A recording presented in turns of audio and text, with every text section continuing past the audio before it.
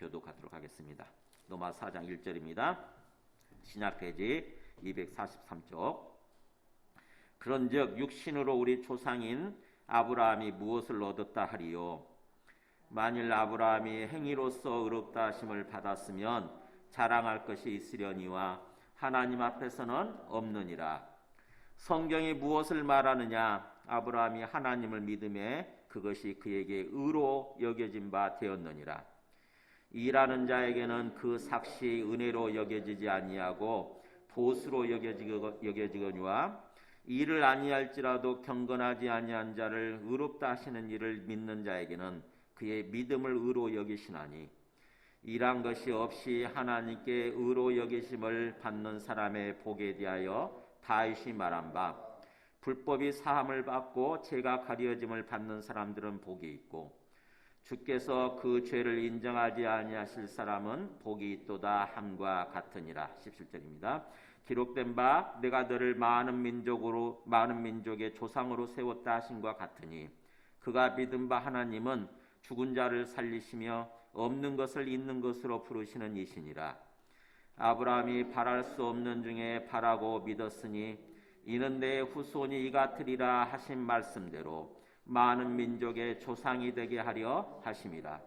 그가 백세나되어 자기 몸이 죽은 것 같고 사라의 태가 죽은 것 같음을 알고도 믿음이 약하여지지 아니하고 믿음이 없어 하나님의 약속을 의심하지 않고 믿음으로 견고하여져서 하나님께 영광을 돌리며 약속하신 그것을 또한 능히 이루실 줄을 확신하였으니 그러므로 그것이 그에게 의로 여겨졌느니라. 그에게 의로 여겨졌다 기록된 것은 아브라함만 위한 것이 아니요 의로 여기심을 받을 우리도 위함이니 곧 예수 우리 주를 죽은 자 가운데서 살리신 이를 믿는 자니라. 같이 읽습니다. 예수는 우리가 범죄한 것 때문에 내줌이 되고 또한 우리를 의롭다 하시기 위하여 살아나셨느니라. 아멘. 앉으시겠습니다. 여러분은 로마서 지금 읽어보고 계시는지 모르겠어요. 읽으시다가 4장에 이렇게 나오면은 갑자기 좀 궁금증이 생기잖아요. 왜 갑자기 해서 또 아브라함을 여기서 얘기를 할까? 여러분 나름대로 해답을 찾으셨어요? 뭐냐면은 예화입니다. 예화. 우리가 제가 설교하다가 그 설교를 쉽게 이해시키기 위해서 예를 들어주잖아요. 예화를 들어주잖아요. 그런 것처럼 사도 바울이 이 복음이 무엇인가, 예수님을 믿고 구원받는다고 하는 것이 뭔가, 의로 여기심을 받는다고 하는 게 뭔가에 대해서 설명을 하잖아요. 앞에서 그 3장 21절부터 31절까지 그거였지 않습니까? 그죠? 예수 그리스도를 믿음으로 하나님으로부터 의로 여기심을 받는다. 의로움을 얻는다는 거죠. 하나님으로부터 의로움을 얻는다고 하는 것은 구원받는 거예요. 그게 정상적인 어떤 단계로, 정상적인 상태로 돌아온다는 뜻이거든요. 의롭다. 의롭다라고 하는 것은 그게 한자말로 오를 의자 쓰잖아요. 헬라어도 똑같아요. 헬라어도 디카이오시가 가지고 그야말로 어떤 우리 영혼이 하나님이 원래 창조하신 상태대로, 원상태대로 돌아오는 것, 그걸 의미하는 거거든요. 죄로 말미암아서 막 더럽혀지고 그런 상태가 아니라 그게 깨끗해지고 원래 상태다 이거죠. 원래 상태다. 하나님이 처음 지으실 때처럼 원래 상태다. 우리 영혼이. 그러면은 어떻게 됩니까? 그렇게 의롭게 되면은 하나님과 정상적인 삶을 살아가는 거죠. 하나님과 정상적인 관계를 맺고 하나님과 교통하면서, 커뮤니케이션 하면서 하나님과 이렇게 대화하면서 정상적인 삶을 살아가는 거, 그게 의로운 상태거든요. 하나님뿐만 아니죠. 하나님뿐만 아니라 다른 사람들과의 관계에 있어서도 마찬가지예요. 모든 존재와의 관계에 있어서 정상적인 관계를 회복하고 정상적인 관계를 맺고 정상적인 삶을 살아가는 거, 그게 의로 여기심을 받는다, 그런 뜻이에요. 그게 구원이죠. 구원. 앞에서 그래서 그렇게 우리가 의롭게 여김을 받는 거는 어떤 그 행위로 되는 게 아니고 할례로 되는 것도 아니고 율법의 어떤 그 율법으로 되는 게 아니다라는 얘기를 했죠. 오직 믿음으로, 이방인이든 유대인이든 유대인이든 이방이든 상관없이 오직 믿음으로 그렇게 의로 여기심을 받는다라는 얘기를 3장까지 했습니다. 그러는 가운데 그게 어렵잖아요. 그죠? 그 말이 되게 어려운 거 아닙니까? 그러다 보니까 예를 들어주는 거예요. 예를. 그게 로마서 4장이 그거예요. 아브라함이라고 하는 예를 들어주는 거죠. 이 아브라함을 예를 들었을까요? 네, 유대인들에게 있어서 아브라함은 최초 조상이다 보니까 절대적인 존재입니다. 제가 유대인들의 말을 들어봤거든요.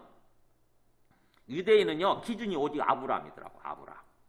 지금도 그래요. 아브라함. 자기들의 기준은 오직 아브라함이에요. 아브라함처럼 되는 거, 아브라함처럼 사는 거라는 거예요. 유대인들의 목표는. 왜냐하면 최초 조상이고 그런 거죠. 최초 조상. 마치 우리 한민족에 있어서 최초 조상이 누구죠? 당군이라는 존재가 있잖아요. 당군, 그죠? 그래서 우리가 당군에 대해서 잘 모르지만, 특히 우리 기독교인들은 당군에 대해서 조금 이렇게 뭔가 이제 별로 이제 신경 안 쓰죠? 근데 보통 사람들은 이 당군 하면은요, 최초 조상으로서 받아들이면서 당군이 한 행위대로, 당군이 한 대로 그대로 하려고 그럽니다. 오늘날도 그거 있잖아요. 우리 보면은 개천절, 10월 3일 개천절 해가지고 당군이 제사 지냈다라고 하는 우리 강화도 있잖아요. 강화도 무슨 산이죠, 그거? 예? 만이산. 그런가? 만이산 맞나? 만이산 첨성대인가? 만이산 무슨, 맞아요. 거기 올라가 본 적이 있는데, 저도. 우리 목사님들이랑 같이. 꽤 올라가더라고, 등산을 할 때. 보면은.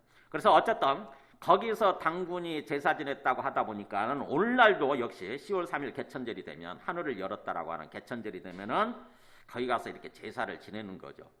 그러는 것처럼 우리 한민족에 있어서 당군을 생각하는 것처럼 이 유대인들에게 있어서는 아브라함이라고 하는 존재가 그런 존재예요. 절대적인 존재. 그러다 보니까 이 사도 바울이 아브라함의 예를 들어주게 되면은, 아브라함의 예를 들어서 설명을 하게 되면은 사람들이 그랬구나 라고 이렇게 고개를 끄덕이면서 쉽게 받아들이게 되니까 아브라함의 예를 들어주는 것입니다. 아브라함이 어떻게 생긴 줄 아세요?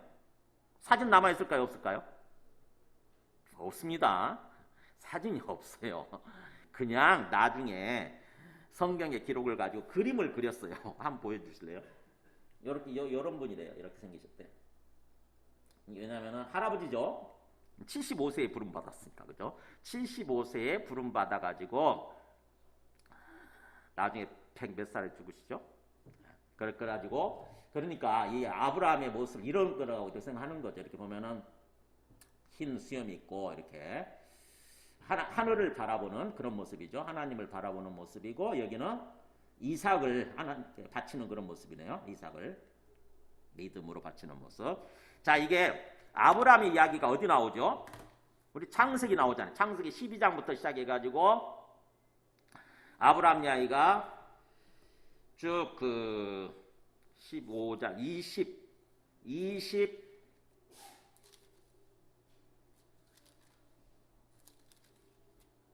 22장에서 이삭을 바치는 모습이 나오고, 그 다음에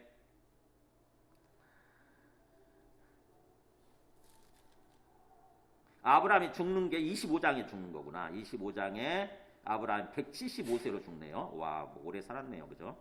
175살. 그러니까는 25장까지, 12장부터 25장까지가 아브라함 이야기인데,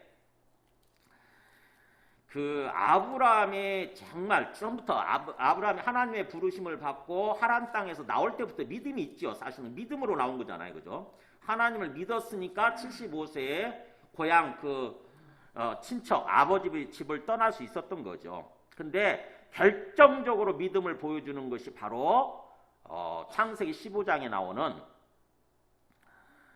하나님이 창세기 15장에서 창세기 15장 6절 한번 보여주실래요?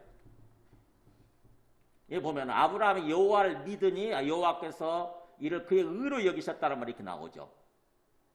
그러니까는 결정적인 모습이에요. 지금 자식이 없는 상태에서 75세에 부름받고 나왔는데, 지금 15장이면은 거의 한 10년이 지났을 때예요. 10년이 지났을 때쯤. 그러니까는 분명히 너의 자식을 엄청나게 이렇게 자식을 줄 거다 이렇게 말씀하셔서 그걸 믿고 나왔는데 하나님 자식을 안 주시는 거예요. 그래서 아브라함이 굉장히 마음이 힘든 상태죠. 뭔가 창세기 그 14장, 15장 보면 14장에 보면은 그 세계대전이 일어나잖아요. 그때 당시 그 중동 땅에서 세계대전이 일어납니다. 소돔 그 지역에서 이렇게 딱 세력이 나눠져 가지고 나라들끼리 나눠져 가지고 엄청난 전쟁이 벌어져요. 그때 그 아브라함의 조카 롯을 끌고 가잖아요. 롯을 잡아가죠. 롯의 모든 가족들 다 잡아가죠. 그때 아브라함이 자기가 어떤 그 집에서 기른 어떤 그 군대죠. 사람들을 같이 데리고 와서 그 사람들을 물리치고 다시 다 뺏어와요. 회복시켜요. 그런 가운데서 그 아브라함이 뭐냐면은 그들의 어떤 그 재산을 하나도 안 받았는데 굉장히 외로운 거죠. 그럴 때 하나님이 나타나서 하신 말씀이 아브라함아 두려워하지 마라. 나는 너의 방패요 너의 지극히 큰 상급이니라라고 하는 말을 해요. 15장 1절에서. 아브라함아 내가 너의 상급이다 이렇게 얘기를 해요. 내가 너에게 상급이다. 너는 어떤 그 전쟁에서 얻은 어떤 그 물질 있잖아요. 어떤 그런 재산들을 다 나눠줘 버리는 거죠. 다 나눠줬는데 이제 내가 너의 상급이 되어줄게 이렇게 얘기를 하는 거죠. 그랬더니 아브라함의 그 힘든 마음이 딱 드러납니다. 하나님, 제겐 자식이 없어가지고 그렇게 얘기해요. 나는 자식이 없사오니 나의 상속자는요 이 다메섹 사람 제 하인 엘리에셀이 될 겁니다. 이렇게 얘기해요. 저 자식이 없어요. 자식이 없어가지고 그냥 내 후계자, 내 상속자는 그냥 엘리에셀이 될 것 같아요. 이 하인이 될 것 같아요. 이렇게 얘기를 하죠. 그랬을 때 하나님이 아브라함을 데리고 밖으로 나갑니다. 밖으로 나가서 하늘을 봐라 그래. 하늘에 중동 땅 가보시면 알지만은 맑을 때 와 별이요 장난이 아니에요. 별이 그야말로 완전히 쏟아질 듯이 쫙 보여요. 완전히 쏟아집니다. 그때 그걸 보면서 그렇게 말씀하시는 거예요. 5절에 보면 그렇게 나오죠. 하늘을 우러러 묵별을 셀 수 있나 보라. 너의 자손이 이와 같으리라 이렇게 말씀하세요. 하늘을 봐라. 이 모든 별들을 봐라. 묵별 모든 별들을 봐라. 그거 셀 수 있나 봐라. 이 엄청난 별들처럼 너의 자손을 이렇게 해줄게 이렇게 말씀하시는 거예요. 너의 자손이 이와 같으리라. 그때 그 말씀을 듣고 아브라함의 반응이에요. 아브라함이 여호와를 믿었다. 내 자손이 하나님에 의해서 하나님께서 내 자손을 이렇게 무별처럼 이 엄청난 별들처럼 그렇게 많게 해주시겠구나 그렇게 받아들이는 거예요. 진짜로 받아들이는 거예요. 그랬더니 하나님은 그것을 의롭다라고 여기셨다고 하는 거죠. 이게 아브라함의 믿음이 결정적으로 드러난 부분 그리고 하나님이 그것을 인정하시는 부분이에요. 그 다음에 또 그리고 나서 사실은 또 아브라함의 믿음이 항상 이렇게 강한 상태로 유지가 됐던 건 아닌 것 같아요. 똑같은 사람이니까 우리가 똑같은 사람이니까. 그 다음에 16장에 가서 보면은 아브라함의 믿음이 좀 약한 모습이 나와요. 자식이 계속 안 생기니까 나이가 이제 10년이 지났으니까 85세, 86세인데 그때 86세가 됐는데 자식이 없으니까는 옆에 있는 그 사라죠. 아브라함의 아내. 사라가 뭐라고 얘기를 하냐면은 내 몸을 통해서는 자식이 안 생길 것 같으니까 내 하인 그 사라의 종이죠. 사라의 종 하갈을 주면서 하갈을 통해서 자식을 낳으세요 그러거든요. 하갈을 통해서 자식을 낳으세요. 그 말이 쏙 들어오는 바람에 아브라함도 결국 하갈을 첩으로 맞이해서 하갈과의 관계를 통해서 누가 낳죠? 이스마엘. 그게 아브라함의 믿음이 없는 상태였어요. 아브라함 믿음이 없는 게 아니라 약해진 상태지. 아주 약해진 상태. 현실적으로 어려우니까 현실적으로 자식이 안 되기 어려우니까 우리 모두도 그렇잖아요. 현실적으로 좀 상황이 어려우면은 대개는 우리 믿음이 약해져 가지고 그렇게 될 수 있거든요. 사라를 통해서 사탄이 유혹한 거죠. 일종의 그 사탄의 유혹에 넘어가 버린 것입니다. 그랬다가 17장에서 또 하나님이 등장하셔가지고 얘기를 해주시는 게 나와요. 너는 내 앞에서 행하여 완전하라 그러면서 다시 내가 너의 자식을 통해서 내가 너를 심히 번성하게 하리니 그렇게 얘기하세요. 내가 너를 심히 번성하게 하리니 내가 너와 그렇게 언약을 세우겠다 그런 얘기를 해요. 17장에서 또 나오죠. 그러면서 그 언약 일종의 약속의 징표로서 내가 너와 맺은 언약 약속의 징표로서 뭘 하라고 그러냐면은 그때 할례를 행하라고 그래요. 할례. 그래서 창세기 17장에 할례가 나오죠. 할례. 그 다음에 나중에 결정적으로 가서 또 이제 자식을 낳죠. 그렇게 해서 자식이 이삭을 낳았는데 22장에 가서 보면은 갑자기 하나님이 또 그 자식을 이삭 독자죠. 어떻게 보면은 이삭을 바치라고 그래 하나님이. 그럴 때 아브라함이 고민을 많이 하지만 고민 끝에 이삭을 바치기로 하지요. 그때 그 이삭을 바치려고 할 때 아까 그 그림이죠. 이삭을 잡아놓고 이삭을 바치려고 할 때 하나님이 등장하셔가지고 됐다 그러시는 거예요. 됐다. 너가 진짜 이제야 진짜로 너가 나를 경외하는 줄 알겠다 이렇게 얘기해요. 나를 믿고 하나님을 경외하는 줄 알겠다. 22장 12절에 나오죠. 너가 너의 아들 너의 독자까지도 내게 아끼지 아니하였으니 내가 이제야 너가 하나님을 경외하는 줄을 알겠다. 그러면서 하나님께서 그 다음부터 이제 하나님께서 테스트하는 게 끊어지고 완전히 아브라함의 하나님이 되셔서 아브라함의 삶을 인도해 주시게 되는 거죠. 그게 아브라함의 어떻게 보면은 어떤 그 일대기에 나타나는 어떤 그 믿음의 모습이에요. 계속 그 이야기를 가지고 오늘 어떤 그 사도 바울이 예화를 두는 것입니다. 한번 보세요.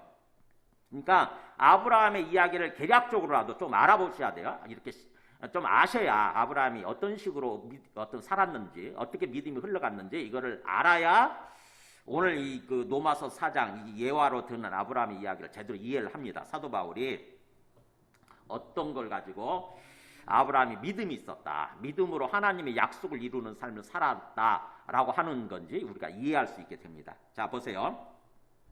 4장 1절 보면 로마서가 좀 어렵죠. 그죠?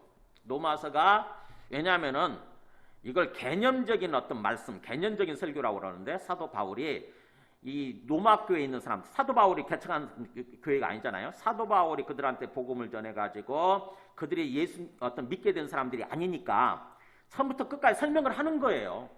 복음이 뭔지, 예수님이 어떤 분인지, 예수님을 믿고 구원받는다고 하는 게 어떤 것인지를 하나하나 이렇게 개념적으로 설명을 하다 보니까 로마서가 어려워요. 로마서가 헬라어로 원어로 봐도 어렵습니다. 그래서 그 어려운 가운데 조금 나름대로 사도 바울이 좀 나름대로 쉽게 이해할 수 있게끔 예를 들어준 게 이 4장이거든요. 근데도 어렵더라고. 4장이 길고 또 어렵더라고. 그래서 저도 고민을 많이 했어요. 이 4장을 좀 나눠서 설교를 할까. 이 노이드 존스 목사님 같은 경우는 무려 4장만 갖고 6번에 걸쳐서 설교를 했더라고요. 6번. 근데 보통은 한 3번 정도에 나눠 걸쳐서 설교를 하는데 저는 그냥 예화니까 사도 바울이 그냥 하나 예를 들어준 거니까 그냥 한꺼번에 해버리자 이런 생각을 했어요. 나머지 좀 자세한 것은 여러분이 읽으면서 좀 아시더라도 제가 이렇게 대략적인 것을 전체 구조 이렇게 좀 전체를 설명해 주면은 될 것 같아서 그렇게 했습니다. 자, 보면은 4장을 읽으실 때 어떻게 읽으시냐면요. 4장 1절부터 오늘 그 읽은 8절까지가 바로 아브라함은 어떤 행위로 의롭게 되지 않고 믿음으로 의롭게 되었다라고 일종의 선언적으로 얘기를 하는 거고요. 그러면서 9절 또 끊어야 되는 것이 9절부터 12절까지 끊어야 돼요. 9절부터 12절까지는 할례로 의롭게 되지 않았다. 할례. 무할례 당시에, 그러니까 할례 받지 않았던 당시 믿음으로 의롭게 되었다라고 하는 얘기를 하는 게 9절부터 12절입니다. 할례 얘기를 끌고 오는 거고요. 그 다음에 또 13절부터 16절까지는 우리가 그렇게 17절부터 읽었죠. 13절부터 16절까지는 율법인 얘기를 해요. 율법. 율법으로 의롭게 되지 않고 그냥 믿음으로 의롭게 되었다. 이렇게. 그러고 나서 그렇다고 한다면은 아브라함이 가졌던 믿음은 도대체 어떤 믿음이냐를 얘기하는 게 17절부터 22절까지예요. 아브라함이 가진 믿음. 아브라함이 가졌던 우리가 궁금하잖아요. 도대체 아브라함이 어떤 믿음을 가졌길래 사도 바울은 아브라함의 믿음을 어떻게 바라봤느냐 하는 거죠. 어떻게 설명을 해석을 하고 있는지. 17절부터 22절까지가 바로 아브라함이 가졌던 믿음에 대해서 설명을 하는 거고요. 그러면서 23절부터 마지막 25절까지는 그렇다면 우리도 그런 거예요. 우리한테 이제 적용하는 거죠. 우리도 아브라함의 믿음처럼 그렇게 가져야 된다라고 하는 거예요. 그러면 우리가 의롭다 여기심을 받고 하나님의 약속을 이루는 삶을 산다고 하는 거죠. 자, 이런 식으로 흘러갑니다. 좀 구조가 좀 어떻게 다시 한번 설명해 드릴게요. 1절에서 8절까지는 아브라함은 행위가 아니라 행위를 끌어오는 거죠. 행위가 아닌 믿음으로 의롭게 되었다. 그 다음에 9절에서 12절까지는 할례 얘기. 할례가 아니라 무할례 시에 할례를 받지 않았을 당시 믿음으로 의롭게 되었다. 그 다음에 13절부터 16절까지는 율법이 아니라 믿음으로 의롭게 되었다. 율법 이야기. 그러면서 17절부터 22절까지는 바로 아브라함이 가졌던 믿음, 그 다음에 23절부터 25절까지는 바로 이제 그렇다고 한다면 우리한테 어떻게 적용이 되느냐 하는 거죠. 아브라함이 가졌던 믿음과 의로 여기심을 받은 것이 우리한테는 어떻게 적용이 되는가. 이렇게 예화를 들어서 설명하는데 굉장히 좀 길죠, 그죠? 길면서 좀 이렇게 조금 아주 개념적으로 하다 보니까 어려운데, 자, 우리가 한번 전체적으로 한번 보겠습니다. 먼저 1절부터 8절까지 보면은 이렇게 얘기하죠. 4절 1절에서 그런즉, 그죠? 앞에 있는 3장 내용을 받는 게 그렇다고 한다면 그하고 똑같아요. 그렇다고 한다면 육신을 따라서 우리 최초 조상인, 우리 그냥 조상이라고 되었는데 최초 조상인 유대인들 입장에서 얘기하는 거죠. 유대인들 입장에서 육신을 따라서 육신적으로, 그러니까 인간적으로 이런 뜻이에요. 육체적으로 우리 최초 조상인 아브라함이 뭘 발견했다고, 얻었다는 말이 발견했다 이런 뜻이에요. 무엇을 발견했다고 우리가 말하리요. 하리오란 말은 말하리요. 우리가 이런 뜻이에요. 우리가 말하겠는가? 육신적으로 최초 조상 우리 아브라함이 뭘 발견했다, 뭘 깨달은 거예요. 뭘 깨달았다고 우리가 말할 수 있겠는가 이런 뜻입니다. 뭘 깨달았다고? 아브라함이 뭘 깨달았다고? 만일 2절에서 아브라함이 행위 나오잖아요. 행위로서 의롭다 하심을 받았다고 한다면 잘할 게 있겠지, 당연히. 그죠? 자기가 잘해서 그랬으니까. 자기가 잘해서 의롭다 하심을 받았다, 하나님부터 인정받았다, 하나님으로부터 의인이라고 인정받았다, 구원받았다, 그러면 잘할 게 있었겠지만 하나님 앞에서는, 하나님을 향해서는 그렇지 않다고 하는 거죠. 없었다. 아브라함이 행위로 의롭다함을 받은 게 아니다. 성경을 보자. 성경 3절. 성경에 나오는 게 바로 아까 그거죠. 이거 창세기 15장 6절. 굉장히 아브라함이 자식이 없어가지고 힘들었던 당시에 바로 아브라함을 끌고 밖으로 나가서 하늘을 보라고 그러면서, 하늘의 별을 보라고 그러면서 너의 자손 이같이 될 거다, 이렇게 엄청난 별들처럼 그렇게 될 거다 했더니 아브라함이 덜컥하고 받아들이는 거예요. 하나님을 받아들이는, 하나님의 말씀을 받아들이는 거죠. 뭐요? 믿는다고 하는 것은 마음의 작용이에요. 마음에서 일어나는 거. 아직 행위 하나도 없어. 행동으로 하나도 옮긴 거 없는데 그냥 마음으로 그렇구나라고, 알겠습니다라고 받아들이는 거. 그게 믿는 거거든요. 저 별들처럼, 하늘에 있는 저 엄청난 별들처럼 너의 자손이 길같이 될 거야, 내가 그렇게 해줄게. 그랬더니 아브라함이 하나님을 믿은 거예요. 여호와를 믿으니 그대로 받아들인 거예요. 그랬더니 하나님이 그것을 의롭다라고, 아브라함의 그런 모습을 가지고 의롭다라고 여겨주셨다고 하는 거죠. 그걸 3절에서 그렇게 얘기하는 거예요. 성경에 뭘 말하느냐? 아브라함이 하나님을 믿음에 그것이 그에게 의로 여겨진 바 되었다고 하지 않느냐 하는 거죠. 성경에. 그렇다고 한다면 거기에 행위가 끼어들 틈이 없는 거죠. 그냥 마음이에요. 마음을 받아들인 거예요. 그러면서 또 4절에서 8절까지는 이제 그걸 가지고 이렇게 설명을 해요. 다윗을 끌고 오면서 일하는 자에게는, 그러니까 행위죠. 일이 행위예요. 일하고 열심히 일하고 행동하는 자에게는 그 삭시 뭐죠? 보수잖아요. 보수. 그죠? 그 보수가 은혜로 여겨지지 않냐고 보수로 여겨지기로. 이 보수는 뭐죠? 이때 보수는 빚이에요. 빚, 일종의 빚. 그러니까 그냥 거저주는 은혜로 여겨지지 않고 내가 열심히 일해서 받게 되면 내가 열심히 일해서 보상을 받게 되면 그게 은혜로 여겨지지 않고 내가 당연히 받아야 될 빚이잖아요. 그죠? 당연히 받아야 될 빚으로 여겨지겠니와 내가 일을 안 했는데 일을 안 해서 행위가 없어요. 그래서 경건하지 않습니다. 분명히 내 삶이 경건하지 않아요. 내 삶이 뭔가 성결하고 거룩하고 하나님을 믿는 어떤 신앙적이지 않는 거죠. 그런데도 그분을 믿어요. 그 하나님을 믿습니다. 경건하지 아니한 상태인데도 불구하고 그것을 의롭다 하시는 그분 하나님을 믿는 자에게는 그의 믿음을 의로 여기신다. 그러니까 아직 내가 행동으로 옮긴 게 없어서 내 삶이 그렇게 거룩해지지 않고 경건하지 아니한데도 불구하고 나는 그냥 하나님을 믿을 뿐이에요. 하나님의 말씀을 그대로 믿을 뿐이야. 마음으로 믿는 거죠. 마음으로 받아들일 뿐이에요. 그랬더니 하나님은 내 마음의 그 믿음 있잖아요. 마음의 믿음을 가지고 의로 여기시는 분이라는 거죠.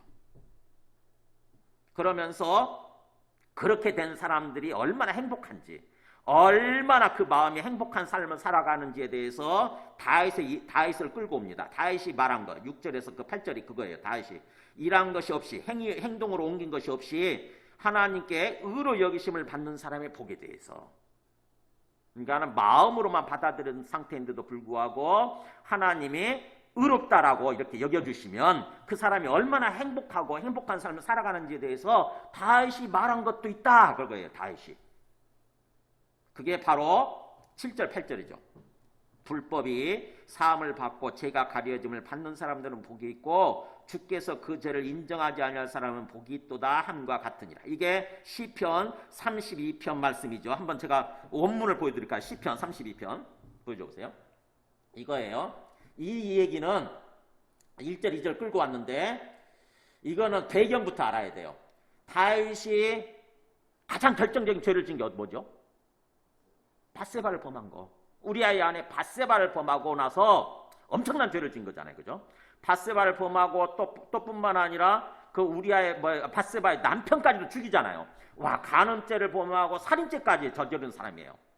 엄청나게 큰 죄를 저지른 거죠. 근데 그 다윗이 하나님 앞에 뭐예요? 자백을 합니다. 이거 보세요. 내가 입을 열지 아니할 때 종일 신음함으로 내 뼈가 쇠하였다. 내가 그러니 그 죄라고 하는 걸 알고 하나님이 진노하시는 상태라는 걸 알면서도 입을 꾹 닫고 계속 누르고 있었던 거죠. 모른 척하면서. 그랬더니 탄식하는 거예요. 신음하고 종일 신음하고 그다음에 내 뼈가 녹아내리는 거죠. 그러면서 주의 손이 쥐하로 나를 누르시오. 내 밤낮으로 막 주님이 나를 누르는 것 같아. 엄청나게 눌리는 감을 받는 거죠. 그랬다가 결국에는 보세요. 그래서 내 진액이 빠져서 여름 가뭄에 마름같이 되었다. 완전히 내 속에 생명의 기운이 다 빠져나가가지고 완전히 그렇게 빼빼 마른 사람처럼 완전히 쇠약한 사람이 되어버리는 거죠. 내 속에 지금 죄를 품고 있으면서 자백하고 회개하지 않을 때 하나님이 뭔가 너 잘못했어 빨리 회개해 하는데도 불구하고 그걸 무시를 하는 거예요. 하나님 말씀 듣지 않고 무시하는 거예요. 그랬더니 이 다윗의 마음이 그런 상태가 되어버리는 거예요. 온종일 신음하고 뼈가 쇠하고 그 다음에 마치 진액이 다 빠져나가서 여름 그 한참 감을 때 마치 모든 것이 말라 비틀어진 것처럼 그런 상태가 된 거죠. 결국 못 견디고 어떻게 되냐. 그 다음 말씀 보여주세요. 끊어졌어요? 왜 없지 이게? 그러면 시편 32편 5절을 한번 읽어드릴게요. 내가 좀 보충해 주셨으면 좋겠네. 중요해요. 5절에 내가 이르기를 도저히 못 견디고 내가 이르기를 내 허물을 여호와께 자복하리라 하고 주께 내 죄를 아뢰고 내 죄악을 숨기지 아니하였더니 곧 주께서 내 죄악을 사하셨나이다. 그러니까 뭐예요? 내가 안 되겠다. 내 허물을 여호와께 자복하리라. 내 죄를 하나님께 자복하리라 하고는 내 죄를 아뢰고 내 죄악을 숨기지 아니했다 하는 말이 나와요. 즉 다시 말하면 자복하고 회개기도 한 거예요. 뭐죠? 마음으로 한 거잖아요. 마음과 입으로 한 거죠. 그죠? 마음에서 아이고 제가 잘못했습니다. 제가 죄를 지었습니다. 그러면서 하나님 앞에 자복하고 회개한 거예요. 그게 마음이죠. 마음으로 일종의 마음으로 믿은 거예요. 일종의 마음으로 믿고 한 것입니다. 그랬더니 하나님이 용서해 주신 거예요. 그게 바로 아까 다시 1절 2절 어디 나오죠? 바로 그렇게 하나님 용서해 주시고, 그래서 허물의 사함을 받고 죄의 사함 용서를 받고 죄가 가려진 자들은 복이 있다. 이게 원칙적인 얘기죠. 복수예요. 뭐 누구든지 그런 뜻이에요. 누구든지 아직 행동은 옮기지 않았다 할지라도, 행동이 없어도 진정으로 마음에서 우러나와서 마음으로 하나님을 믿고 하나님 말씀대로 순종한 거죠. 마음으로 일종의 회개한 거예요. 회개. 그랬더니 하나님이 죄를 용서해 주시면서 가려주시는 거죠. 가려주시는 거예요. 그게 의롭게 되는 거죠. 의롭게 되는, 이게 의롭게 되는 거예요. 죄가 용서받고 가려지는 거. 이게 의롭게 되는 거예요. 그래서 마음에 간사함이 없고, 근데 마음에 간사함이 다 사라지죠. 거짓된 거 이런 것들이 다 사라지는 거예요. 그래서 여호와께 정죄를 당하지 아니하는 자는 그렇게 복이 있도다. 하나님으로부터 정죄당하지 않고 의롭다라고 여김을 받는 사람, 그 사람들은 정말 뭐예요? 행복한 거죠. 마음이 행복하고 기쁨이 막 생기기 시작하고 소망이 생기기 시작하고 이런 삶을 사는 거예요. 바로 이 다윗처럼 그런 거다라고 하는 거예요. 일종의. 그러니까 유대인들이 가장 중요시 여기는, 절대적으로 중요시 여기는 아브라함 얘기를 하면서 또 다윗까지도 얘기를 하는 거죠. 다윗도 유대인들에 있어서 아주 절대적인 중요한 인물이거든요. 그러니까 뭐예요?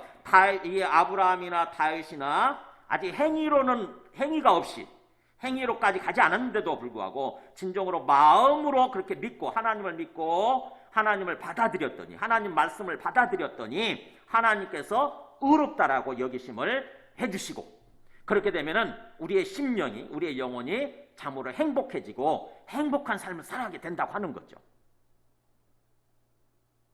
그렇게 아브라함은 행위가 아닌 마음으로, 믿음으로 의롭게 되었다라고 하는 거죠. 그러면서 9절에서 12절까지는 바로 이제는 그러면 아브라함이 그렇게 의로 여기심을 받을 때가 9절 보세요.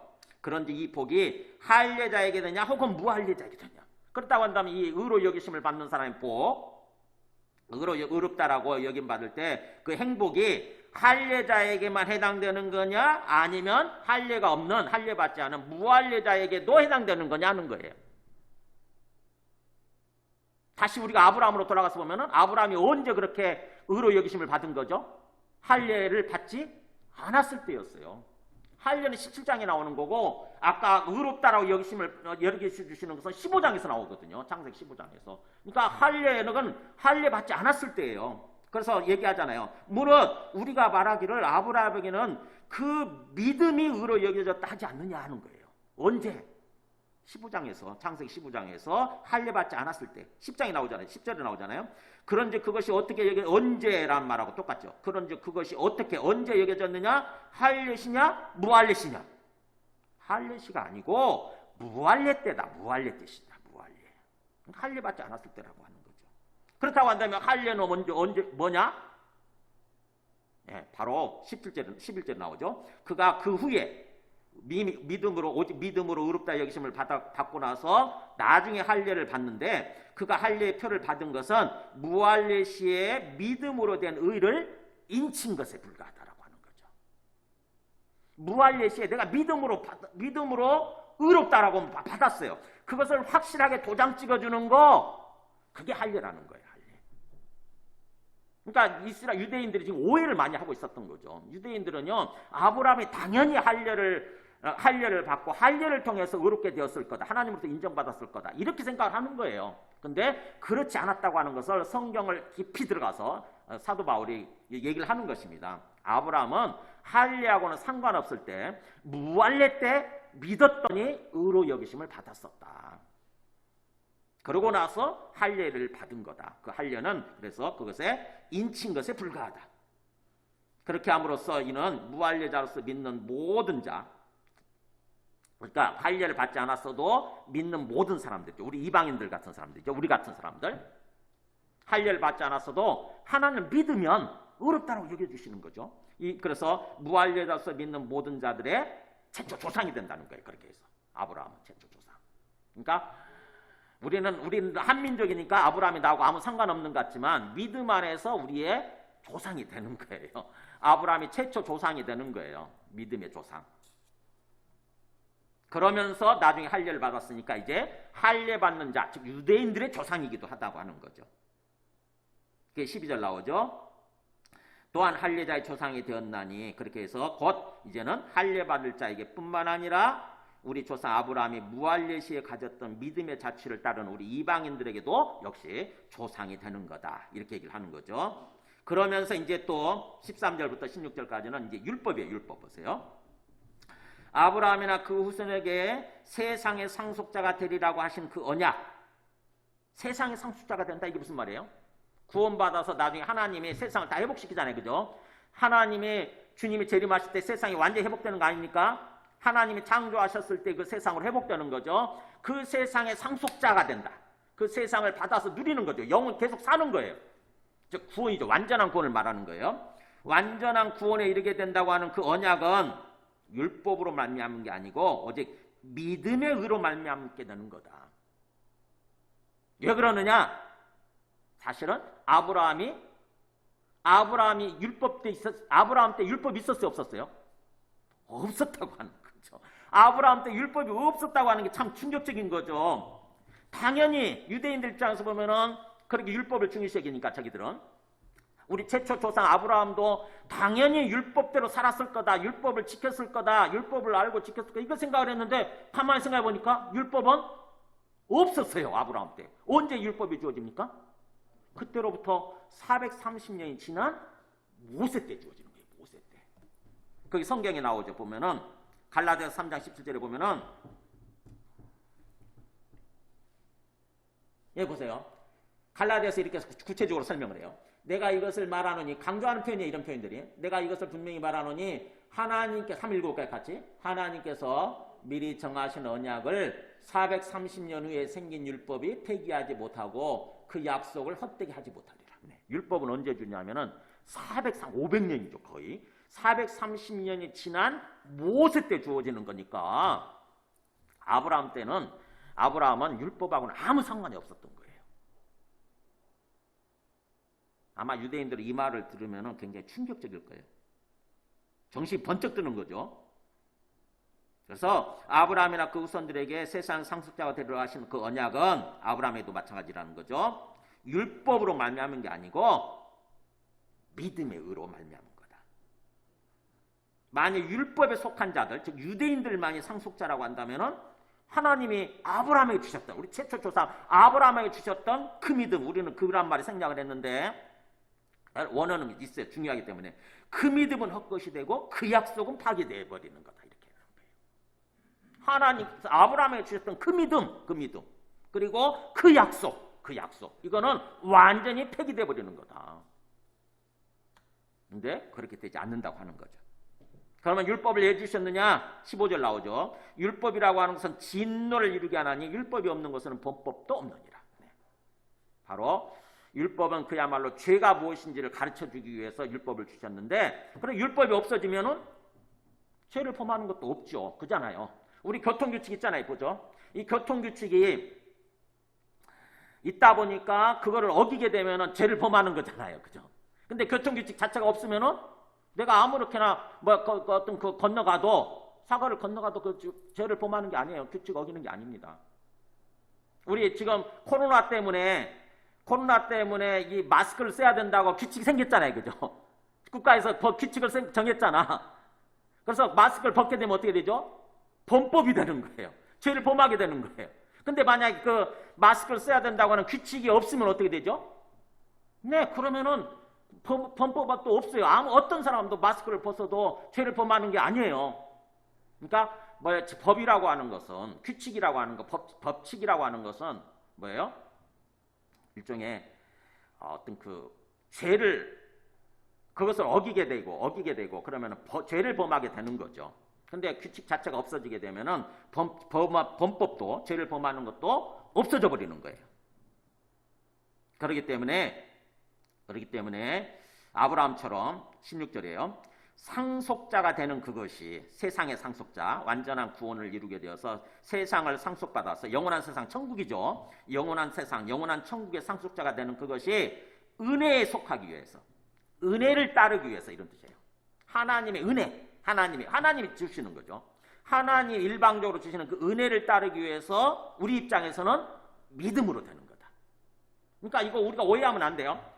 하나님이 거저 주시는 것을 은혜 그래요. 하나님의 은혜. 근데 우리 입장에서는 그게 믿음이 있어야, 믿음으로 받아들여야 그것이 내 거가 되는 거죠. 그래서 우리가 은혜로 구원받는다고 그럴 때 우리의 어떻게 보면 믿음이 없어도 어떤 그 되는 거냐? 그렇지 않습니다. 하나님께서는 은혜를 베풀어 주시고 우리에게는 믿음이 있어야 그것이 내 거가 되는 거예요.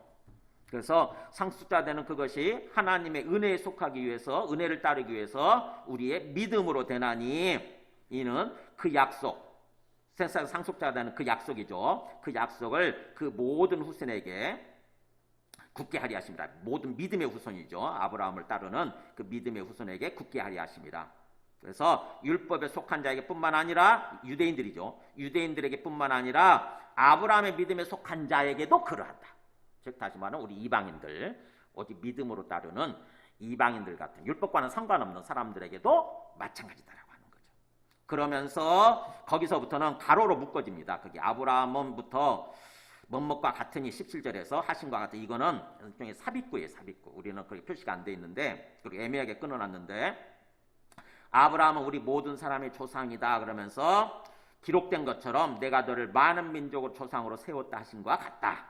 그러니까 아브라함은 유대인의 조상일 뿐만 아니라 우리 모든 민족, 모든 사람, 믿음을 따르는 모든 사람들의 조상이 되는 거다라고 하는 거예요. 성경에서 이미 그렇게 기록을 하고 있다고 하는 거죠. 창세기 17장 4절 보면 이렇게 나와요. 창세기 17장에서 하나님이 이렇게 얘기해요. 보라, 내 언약이 너와 함께 있으니 너는 여러 민족의 아버지가 될지라 얘기해요. 너는 앞으로 여러 민족, 세상에 있는 모든, 어떻게 보면은 하나님 믿고 하나님을 따르는 모든 사람들의 조상이 될 거다. 아버지가 될 거다. 그래서 이제부터는 너의 이름을 아브라함이라 하지 아니하고 아브라함이라 하리니. 아브라함은 존귀한 아버지란 뜻이에요. 존경스러운 아버지. 근데 아브라함은 뭐냐면은 백성들의 아버지란 뜻이에요. 백성들, 민족들의 아버지. 이름을 바꿔주는 거예요. 하나님이. 아브라함이었는데 아브라함으로. 그러면서 너는 이제 이는 내가 너를 여러 민족의 아버지가 되게 함이니라. 이렇게. 그래서 이렇게 아브라함은 보면은 행위로 의롭다 여기심을 받는 게 아니고, 또 9절에서 12절까지 할례를 통해서 그 의롭다 하심을 받는 것도 아니고, 13절에서 16절까지 율법으로 의롭다 하심을 받은 게 아니라고 하는 얘기를 하는 거예요. 그래서 제가 우리 주보에서는 한꺼번에 다 묶어버린 거예요. 1절에서 16절까지. 아브라함 뭐예요? 오직 믿음으로 의롭다 여기심을 받은 거죠. 의롭다. 믿음으로. 자, 그러면 17절에서 이제 22절까지 아브라함이 가졌던 믿음은 그럼 뭐냐?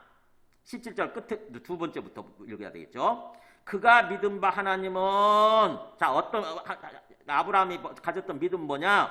죽은 자를 살리시며 없는 것을 있는 것으로 부르신 이시니라. 와, 아브라함이 어떤 믿음을 가졌다고요? 아브라함은 하나님을 어떤 존재로 믿었느냐? 죽은 자를 살리시는 분으로 믿었어요. 죽은 자도 살릴 수 있는 분. 그러면 하나님의 손에 뭐가 있는 거예요? 삶과 죽음, 생명이 있는 거예요. 생명이. 하나님은 죽일 수도 있고 살릴 수도 있는 분, 죽은 자를 살릴 수도 있는 분. 그러니까 생명을 주관하시는 분이신 거죠. 생명을. 절대적인 신이신 거지. 그 누구도 생명을 주관할 수 없잖아요. 그죠? 부처도 공자도 다 죽어요. 다 죽어. 근데 하나님은 모든 것을 다 살리실 수 있는 분. 그 생명을 주시는 분이신 거죠. 그래서 죽은 자도 살리시는, 그 솔직히 어떻게 그냥 표현하면 죽음을 어떤 부활시키시는 분이신 거죠. 부활의 주 하나님을 믿은 거고, 또 없는 것을 있는 것으로 부르시니시니라. 없어요. 세상에 아무것도 존재하지 않았는데 있는 것으로, 즉 다시 말하면 창조주 하나님으로 믿은 거죠. 창조주. 그런 분이셨다 그러면서 바로 예를 들어줍니다. 아브라함이 뭘 가지고, 어떤 믿음을 가지고 이렇게 그 아브라함을 이렇게 믿었다라고, 하나님을 이런 분으로 믿었다라고 얘기를 하냐면은 이상 문제. 자식 문제예요. 아브라함이 99세가 될 때까지, 100살이 될 때까지 자식이 없었잖아요. 그죠? 75세에 부름 받았는데, 그리고 아까 86세에 엄청나게 또 이렇게 하늘의 무별처럼 자식들을 많게 해주게 했는데도 불구하고, 그로부터 또 시간이 흘러가가지고 이제 100세가 다 돼가는데도 불구하고 자식이 없는 거예요. 그때쯤 되면 아브라함이 포기할 만하잖아요. 그죠? 내가 잘못 생각하고 있었나? 포기할 만한 거예요. 근데 그때 보세요. 아브라함이 18절에 보면은 아브라함이 바랄 수 없는 중에 도저히 절망적인 상황인 거죠. 소망이 아무 소망이 없고 절망적인 상황에서 아브라함은 소망하고 바라고 믿었다. 뭘 가지고 얘기하냐면은 이는 너의 후손이 이 같으리라 하신 그 말씀대로 15장 6절에서 얘기했던 말씀대로 많은 민족의 조상이 되게 하려 하심이니라. 나는 나로 하여금 많은 민족의 조상이 되려고 하시는 거구나 라고 하는 그 말씀을 믿었다고 하는 거죠. 예를 들어주면 19절에 나오죠. 그가 100세나 되어서 100세쯤인 거죠. 원래 원어로는 100세쯤 되어가지고 99세 때니까 자기 몸이 죽은 것 같고 사라의 태가 죽은 것 같음을 알고도, 이제 100세쯤 되니까 그때 사라의 나이는 뭐예요? 90세가 됐잖아요. 그래서 사라의 어떤 그 태도, 자식을 낳을 수 있는 어떤 태도 끊어지고, 그 다음에 아브라함 자신도 이제 자식을 낳을 수 있는 어떤 정자, 어떤 그런 게 다 끊어진 거죠. 자식을 낳을 수 없는 상태예요. 우리는 죽은 것 같고 이렇게 표현되어 있지만, 죽은 것 같다라고 되어 있지만 원래 헬라어로는 죽었다고 되어 있어요. 죽었다라고 그렇게 단정적으로 되어 있어요. 자기 몸이 죽었고 사라의 태가 죽은 것을 알고도 이렇게 돼요. 다 죽었어요. 도저히 인간적으로는 자식을 낳을 수 없어 이제. 그런 상태인데도 불구하고 아브라함은 계속 믿은 거예요. 믿음이 약해지지 않고, 오히려 그래서 믿음이 약해지기는커녕 또 믿음이 없어서 하나님의 약속을 의심하기는커녕 오히려 믿음으로 견고해져서, 놀라워요. 오히려 믿음이 견고해져가지고 하나님께 영광을 돌리면서 하나님을 찬양하는 거죠. 하나님 높이는 거예요. 하나님 말씀대로 될 줄을 믿습니다. 이렇게 믿은 거예요. 마음으로 받아들이는 거예요. 그러면서 약속하신 그것을 또한 능히 이루실 줄을 확신하였다. 약속하신 거, 그것은 능이란 말은 분명히 가능하고 이렇게 믿었다고 하는 거예요. 분명히 가능하고 또 하나님이 그렇게 하실 줄로 확신했다. 그렇게. 그러니까 참 아브라함이 놀랍죠. 인간적으로는 자기 이제 100살이고 사라는 90세예요. 인간적으로는 자식을 낳을 수 있는 모든 게 다 끊어졌어. 다 죽었어. 완전히 몸이. 그런데도 그때도 불구하고 믿음이 없거나 또는 믿음이 약해지지 않고 오히려 믿음이 더 강해진 거죠. 믿음이 강해져가지고 하나님은 하실 거다. 분명히 일어난다. 하나님 약속하셨으니까. 하나님 약속대로 된다라고 받아들였다는 것입니다. 그것을 가지고 아브라함은 죽은 자를 살리시고, 자기 몸이 죽었잖아요. 그죠? 자기 몸이 죽었는데 살린 거 아닙니까? 죽은 자도 살리시고 또 없는 것을 있는 것으로 부르시는, 내한테 지금 자식이 하나도 없는데 존재케 만드시는 거죠. 그런 분으로 창조주 하나님으로 믿었다고 하는 것입니다. 그게 아브라함이 가진 믿음이에요. 우리가 아브라함 입장에서 가보면 놀랍잖아요. 이게 이해가 안 되죠. 오히려 이해가 안 되지. 이야, 어떻게 인간적으로는 완전히 절대 불가능한 그런 상황 속에서도 그걸 계속해서 믿을 수 있었나. 아브라함은 그런 믿음을 가졌다고 하는 것입니다. 불가능한 상황, 불가능해 보이는 상황, 절망적인 상황에서 믿었다고 하는 거예요. 그랬더니 그렇게 된 거죠. 실제로 그렇게 됐어요. 실제로 믿음대로 됐어요. 그러면서 이제 23절부터 25절은 바로 이제 그렇다고 한다면 이제 우리와 아브라함의 믿음과는 우리와 어떤 상관이 있느냐는 거죠. 그에게 그렇게 아브라함이 그렇게 믿었더니, 절대적으로 불가능한 상황에서 그래 믿었더니 하나님이 의롭다라고 이렇게 해주셨다고 하는 거죠. 그렇다고 하는 것은, 그렇게 기록된 건 아브라함만 위한 것이 아니고, 아브라함한테만 해당되는 게 아니고, 사실 하나님은 바로 누구를 염두에 두고 하시는 얘기예요? 바로 우리도 염두에 두고 하셨다고 하는 거죠. 우리 의로 여기심을 받은 우리도 유함이니. 우리는 어떤 믿음을 가지면 되냐? 바로 예수 우리 주를 죽은 자 가운데서 살리신 이를 믿는 자니라. 먼저 예수님이 죽으시고 부활하셨죠. 그죠? 우리의 믿음의 출발점은 그거잖아요. 예수님이 죽으시고 부활하셨어요. 그것을 통해서 예수님이 주님이 되시고 그리스도가 되신다고 하는 것을 우리가 알게 되고 믿게 되는 거죠. 그러면서 또 그렇게 하신 분이 누구냐? 예수가 죽었는데 부활시키신 분, 살리신 분이 누구예요? 바로 하늘에 계셨던 하나님 아버지신 거죠. 그래서 예수를 믿고 하나님 아버지를 믿음으로 나아가는 거예요. 우리가 예수님을 통해서, 예수 믿는 것을 통해서 하나님 아버지를 믿는 믿음으로 나아가는 거죠. 그런 사람들에게도 해당된다고 하는 거죠. 의로 여기심을 받을 우리도 유함이니 곧 예수 우리 주를 죽은 자 가운데서 살리신 이를 믿는 우리들이니라. 이렇게. 그러면 뭐예요? 우리가 그렇게 믿게 되면 우리도 역시 아브라함의 믿음을 갖게 되는 것이고, 그러면 아브라함에게 주신 약속, 그것이 우리의 약속이 되는, 우리에게 주시는 약속이 되는 거예요. 우리가 뭐예요? 장차 세상의 영원한 천국의 상속자가 되는 거죠. 그리고 이 땅에서도 의로 여기심을 받음으로 말미암아서 하나님과 함께하는 삶을 살아갈 수 있게 되는 거예요. 하나님과 화평을 누리는 삶을 살아갈 수 있게 되는 거예요. 그게 이제 5장에서 얘기를 하는 거죠. 5장. 그래서 믿음으로 의롭다 여기심을 받는다고 하는 것은 우리가 하나님의 백성으로 회복되어지고 하나님과의 관계를 회복한다고 하는 그런 의미예요. 하나님과 관계를 회복하고 정상적인 삶을 살아가게 되는 거죠. 하나님과 정상적인 관계를 맺고 정상적으로 삶을 살아가는 거예요. 하나님이 하나님 되셔서 우리 삶을 돌보시면서 우리 삶을 통치하시는, 그게 하나님 나라죠. 우리 삶을 통치하시는, 하나님이 통치하시는 하나님 나라의 삶을 이 땅에서부터 살아갈 수 있게 되는 거예요. 이것이 지금 사도 바울이 아브라함의 이야기를 통해서 우리도 아브라함처럼 믿으면 된다. 아브라함 이야기는 아브라함만의 이야기가 아니라 바로 우리들의 이야기다라고 하는 얘기를 지금 하는 것입니다. 자, 말씀을 정리합니다. 그래서 이 아브라함 이야기를 통해서 하나님이 우리한테 뭘 기대하시는 건가 한번 생각을 해보세요. 바로 아브라함처럼 믿음이죠. 믿음. 예수 그리스도, 죽으시고 부활하신 예수 그리스도를 믿음으로써 그렇게 해주신 하나님 아버지를 믿는 믿음이죠. 믿음. 그렇게 되면 하나님께서 너 의롭다라고 해주신다고 하는 거죠. 너 의롭다. 너 정상적인 상태가 됐다.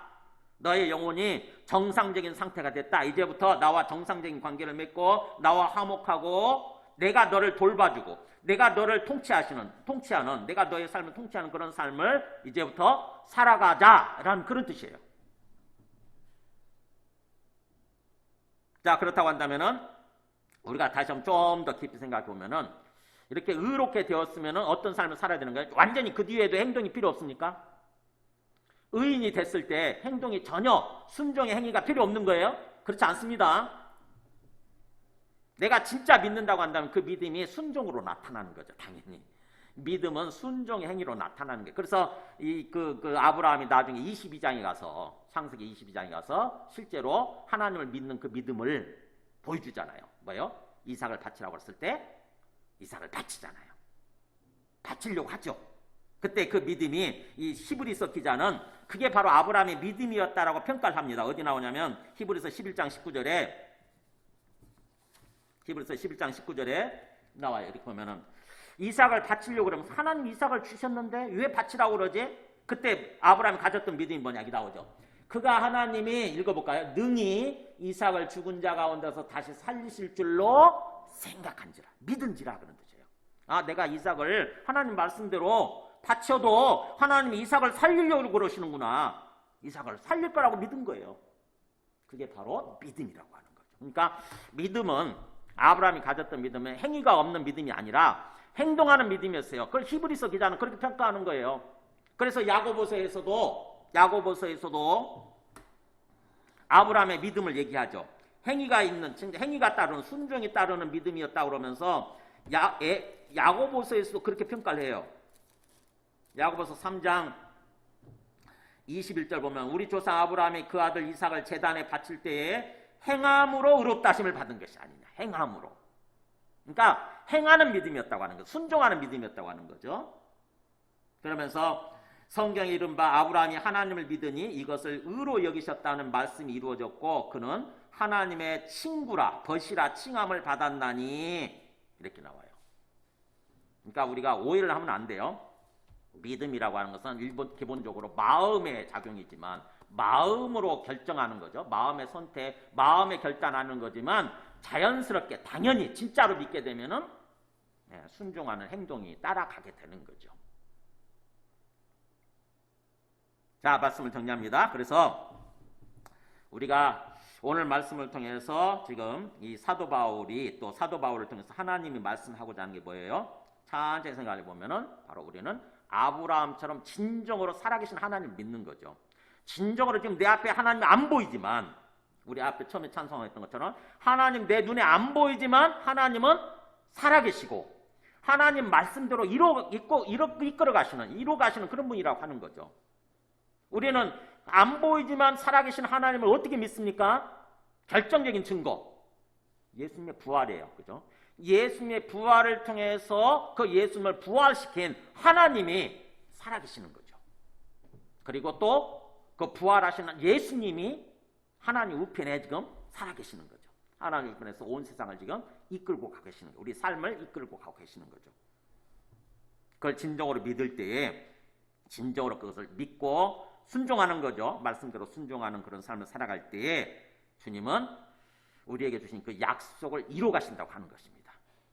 우리를 완전한 구원으로 인도하시고 이 땅에서 우리의 삶을 통치하시고 하나님 되셔서 항상 돌보시면서 지켜주시면서 통치하시고 그러면서 우리가 완전한 구원으로 장차 나아가게 되는 거죠. 그게 믿음으로 의롭다 여김을 받는다는 그런 것의 의미예요. 항상 우리는 그래서 다시 한번 베드로전서 3장 12절 그리고 빌립보서 2장 12절 이걸로 마무리하겠습니다. 우리가 믿음이 진짜 믿음이 어떤 믿음이 필요하냐면은 제일 마지막 주에 보세요. 마지막 말씀 지켜주세요. 베드로전서 3장 12절 뒷부분에 있죠.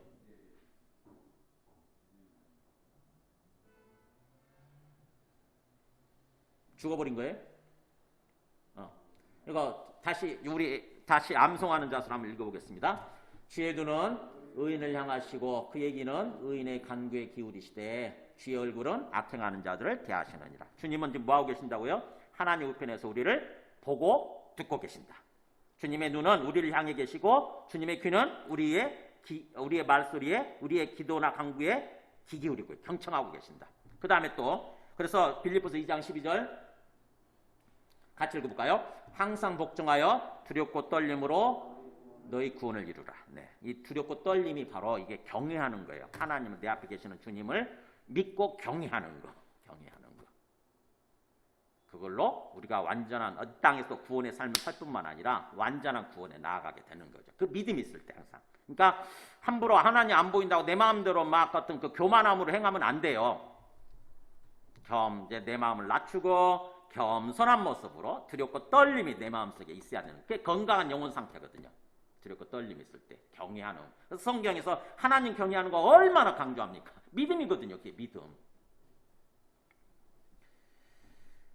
오늘날 같이 특별히 뭔가 여러분 삶의 지금 상황이 굉장히 어렵다, 굉장히 절망적이고 기쁨이 없고 소망이 없는 그런 상황이다 그럴수록 믿음이 필요합니다.